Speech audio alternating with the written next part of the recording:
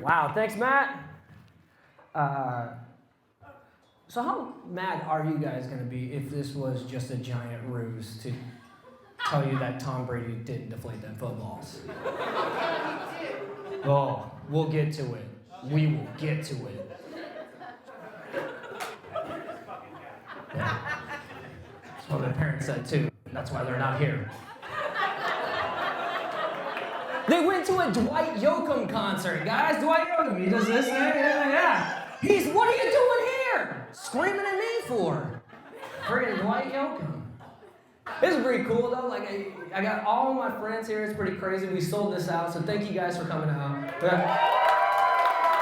Thank you, yeah. We got all my friends here. Yeah, CrossFit, church, life, church, CrossFit.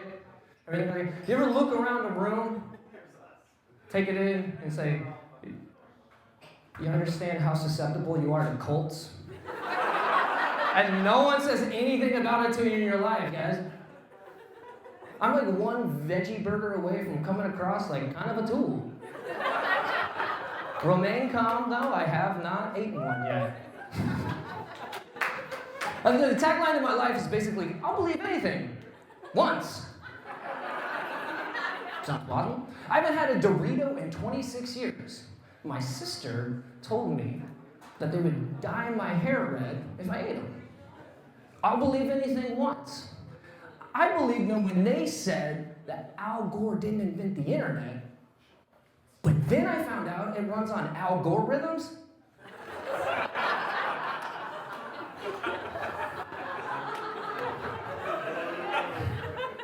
I'll believe anything once.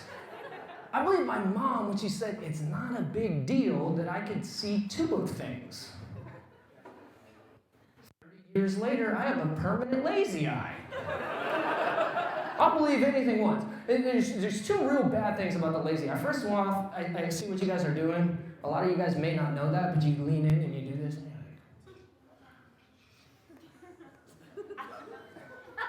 like, which one is it? Because it's awful to have a lazy eye, because it's the only disease that doubles as your party trick. Unless you've lived an entirely different lifestyle than I have, you've never walked up to like a deaf guy and been like, hey, deaf guy. Oh, he's good. Left ear, right ear, left, right. Both, both.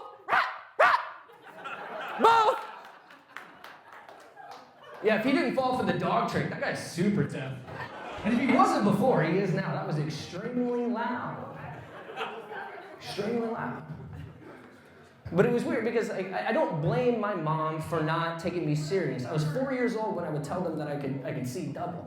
You should never listen to a 4-year-old. I also told her that I wanted to be a giraffe when I grew up, right? So I didn't have like a lot of credibility between that.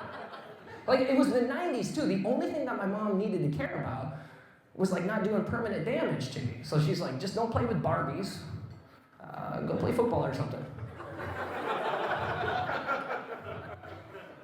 Remember, when you tackle, head down, arms back, it's less scary that way because you don't see them coming. A little salty about football because it's championship weekend and Aaron Hernandez is the only Patriot on TV.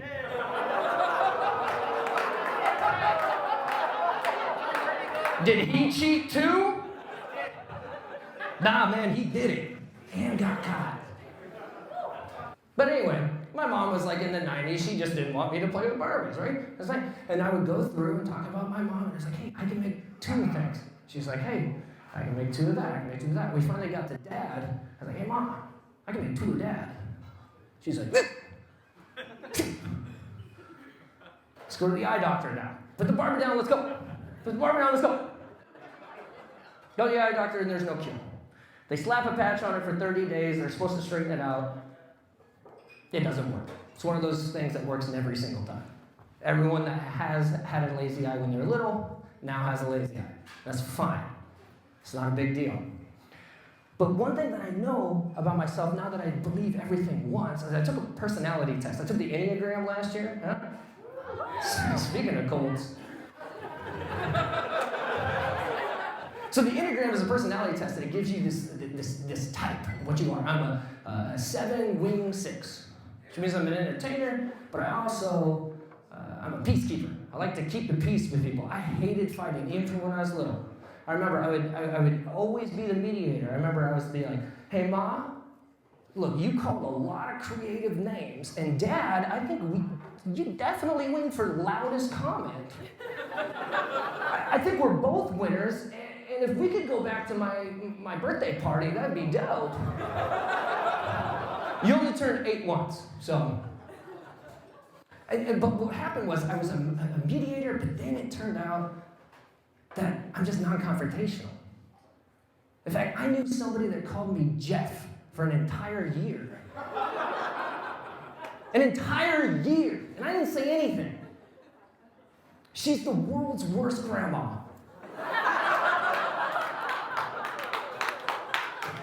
She's also on Dwight Yoakam tonight, too, so runs in the family.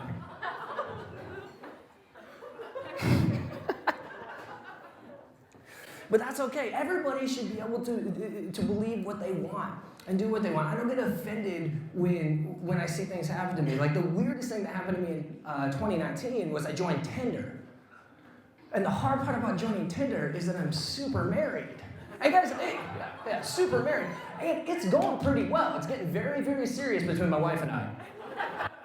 We bought cats together. We bought furniture together. We built cat furniture together. It's pretty dope. Paz Mahal, if you want it. Look it up on Pinterest, no big deal. As a disclaimer, not an engineer. That thing is less structurally sound than Bernie Sanders' heart. So just. Hey, that was a Bernie Sanders. That was a Bernie Sanders joke because it was for everybody. Oh. So, if he's here, why don't you go see him? Yeah, that's great. But what was interesting about this is like this guy named Jeff started using my picture to pick up chicks on Tinder. It's the weirdest thing too. Because I don't understand, like, does this guy not know that there's like 9 Hemsworth brothers to choose from? Like, I get that you would choose me if you're trying to slay tail at a Fall Out Boy concert in like 2006. Yeah. I look like the best case scenario for Shia LaBeouf. And he's a millionaire, dude. It is like, but I don't get mad at him because I don't care what people do. I don't care what you think or what you're doing out there. Like pronouns, right? I don't care if you are pronoun or not. But I know for a fact that you should not assume that everybody is pronoun. They freak out about that. And they also freak out about people in other towns doing things. Like last year, a bunch of guys in Boston decided to have a straight pride parade. Everybody creamed their jeans over this. This was the biggest deal. Is it that big of a deal that 15 straight dudes want to ride down Boylston Avenue? It really isn't. And besides, like 5 minutes into this, decorating their Ford Pintos for the parade. If you had to guess, do you think they'd just start calling one another gay? Johnny, you're getting pretty good at this. Like, what are you, one of them or something?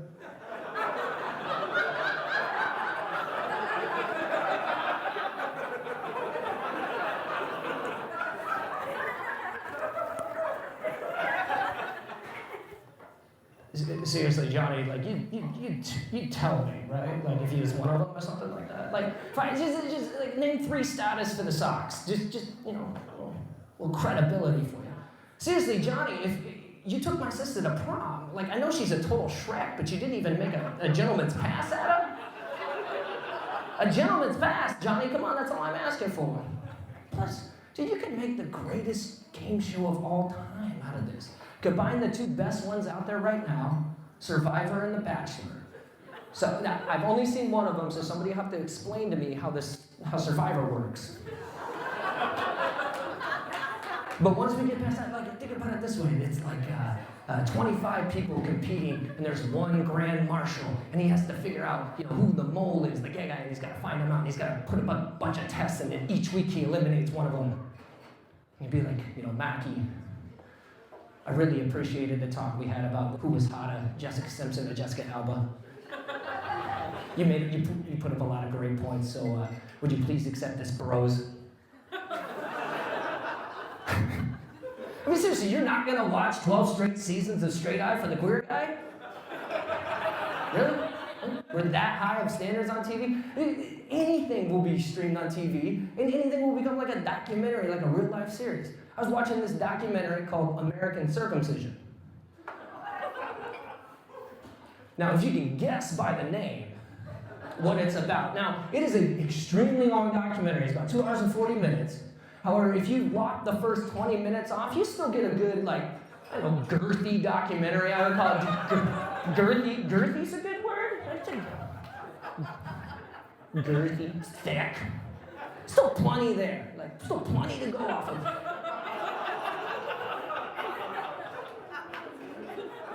It's super popular in Israel. They use it as like a rite of passage. They do it every time they click on it, like, this is the chosen one. But the main thrust of this documentary, these are innuendos, aren't they? These are sexual innuendos. I'm sorry, I didn't realize that. But the main thrust is that if you circumcise somebody, they actually lose feeling. And so they don't actually have as good enough time. Because if there's one thing that we've learned in this country about sex in this country, it's that the guys don't have a good enough time with it. Meanwhile, Harvey Weinstein's out there completely free, not in jail. But that's the problem they're solving. I mean, there's other problems too, like, the infant doesn't get a say in it, which in this country, we've never cared about an infant's right to choose what happens to it. So let's not start now. Don't boo me, okay? You overturn Roe versus Wade and then we can talk. Hands off our peeps.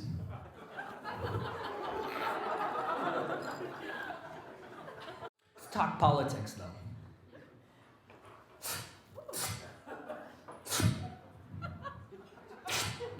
That's 4 people's buttholes clenching up.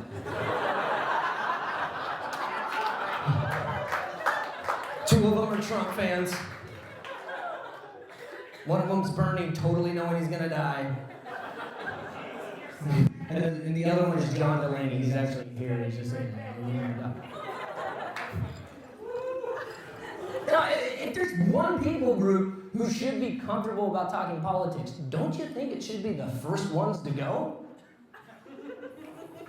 We decide everything. We are totally unqualified for this. Instead of studying between the 8 prominent candidates, you guys came here to listen to girthy jokes. It's not a great look for you guys.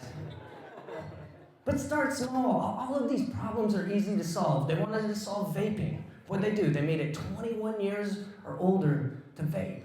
Because we know how well that has worked with alcohol. Here's the easy way. Just make it more expensive if you're underage. So if you're 18, you have to pay a surcharge of $3. Because you're 3 years under 21. Make it more expensive. Right? And a lot of people are out there like, well, Spade, what if a 6-year-old? What if a 6-year-old wants to smoke? I'm like, what creepy little 6-year-old has $21 and access to the store? And are you really gonna keep that dude from his sin sticks? He's lived a life where he needs them. I need these things. Daddy's gotta get through the day.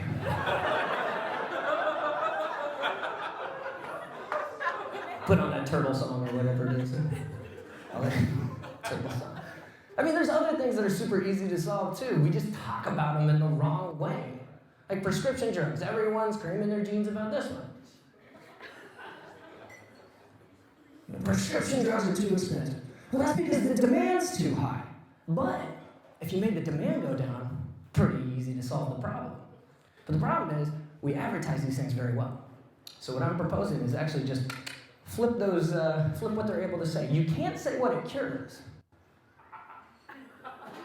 but you can say what it causes. And you don't even got to be truthful about it. You got to put a couple fake ones in there. Lethaldestrel may cause nausea, butt spiders, indigestion, sudden left-handedness. How many people are going to take a pill that are going to make them suddenly left-handed? I can't sit by anybody at a restaurant. My scissors are all wonky. My cat hasn't eaten in weeks. It's freaking camembert. And I've said some things that are on the line. I am left-handed, so I can talk that way, okay? I understand the plight. I don't even get to drive on the right side of the road. Well, I mean, I do, but not my side of the road. It'd be so much easier. Definitely get pulled over less. Also, you can solve the prescription crisis. Make everything, it doesn't have to be one, but just make it a suppository. Because the first time you make the mistake, you still got to take the pill. You got to take all of them, so. Suppositories taste terrible. But now that we've solved those couple things, let's talk about the other stuff, like climate change. We talk about climate change in the most horrible way. One, if you ever watch these Democratic debates, here's what they do. Climate change is an existential crisis. Now let me spend 15 minutes talking about exactly not climate change. These guys don't have a great understanding of what the word existential means. It's like farmers that are like, that's the cream of the crop. Like, well, that's not how that works. Or like when people say, don't beat a dead horse. Leave the horses alone. When has it ever been appropriate to beat the horses? Unless they're being a racist. But what's the most common job for a horse? Racing.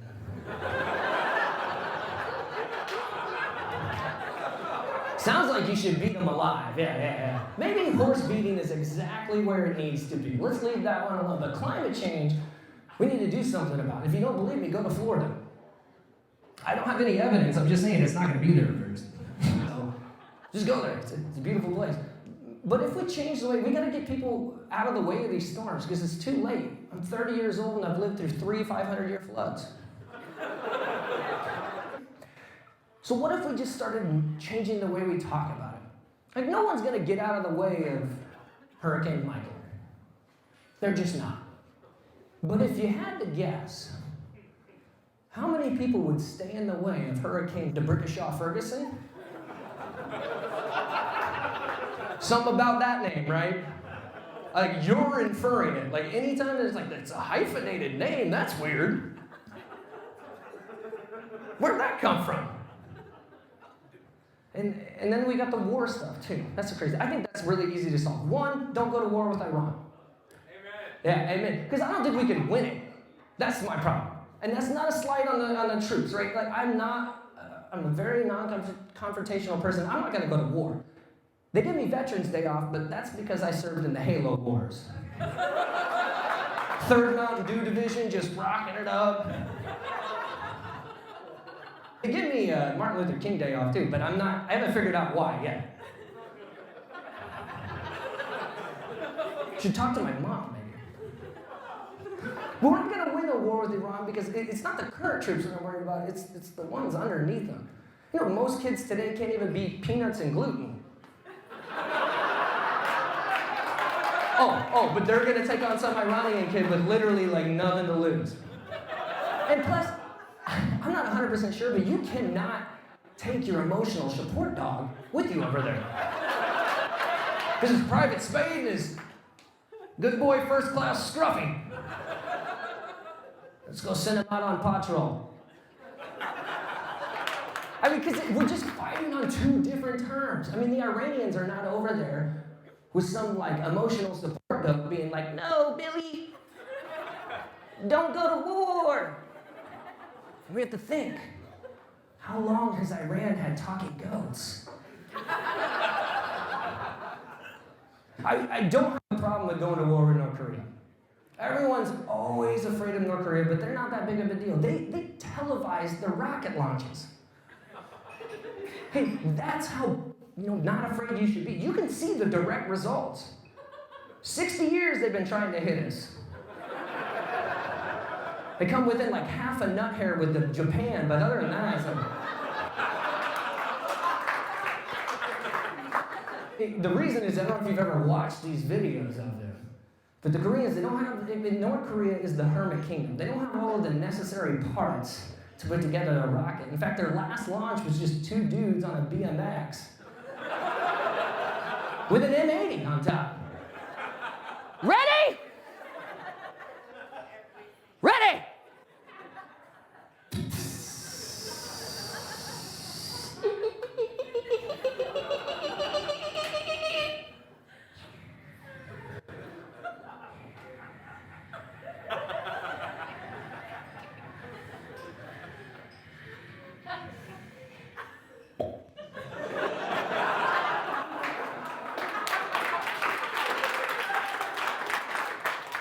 You get him? Nah, why do we think that'd work? I don't know, I'll believe anything once.